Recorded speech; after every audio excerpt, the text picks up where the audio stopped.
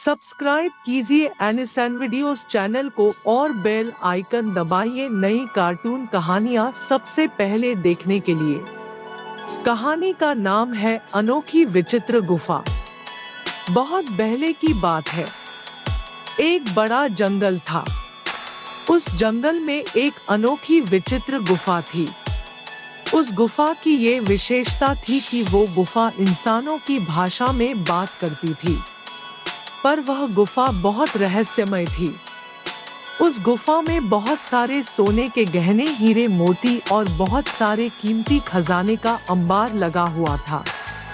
लेकिन यदि कोई उस खजाने को पाने के लिए करने गुफा के नजदीक जाता और गुफा का दरवाजा खोलने का प्रयास करता तो गुफा उस व्यक्ति से 3 पहेलियां पूछती थी। पहली पहेली था, दुनिया में सबसे बड़ी चीज क्या है। दूसरी पहेली था, दुनिया में सबसे परिणामकारक शस्त्र कौन सा है।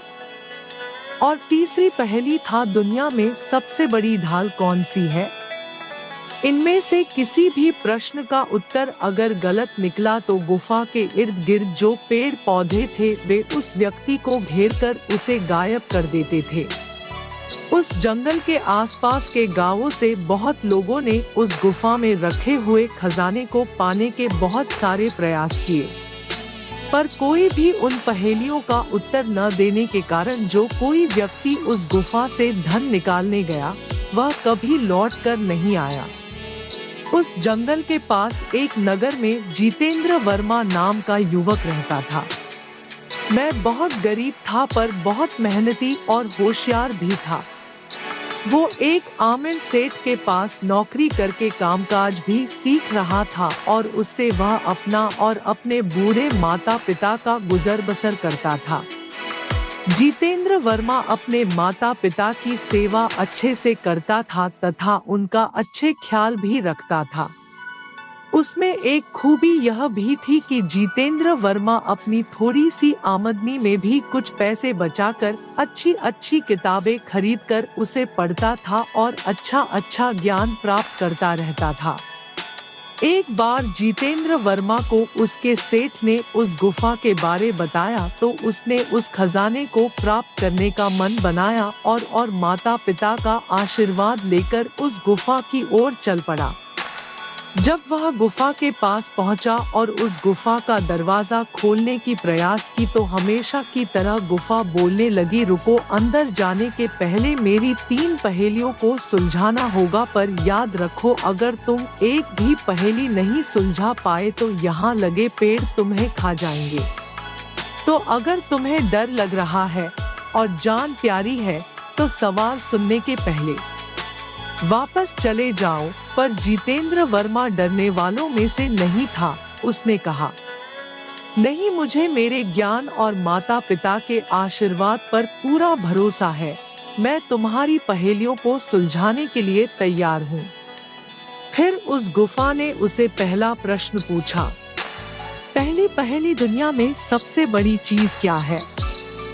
जितेंद्र वर्मा ने तुरंत उत्तर दिया, दुनिया में सबसे विशाल चीज माँ का हृदय है, क्योंकि इस पूरी दुनिया को बनाने वाला भगवान माँ के हृदय में बसता है।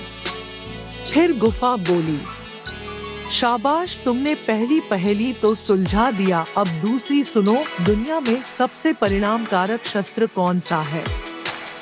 जितेंद्र वर्मा ने फिर तुरंत जवाब दे दिया, मनुष्य का दिमाग सबसे बड़ा शस्त्र है, क्योंकि अगर वह दिमाग से काम ले तो आदमी किसी भी चीज पर विजय पा सकता है।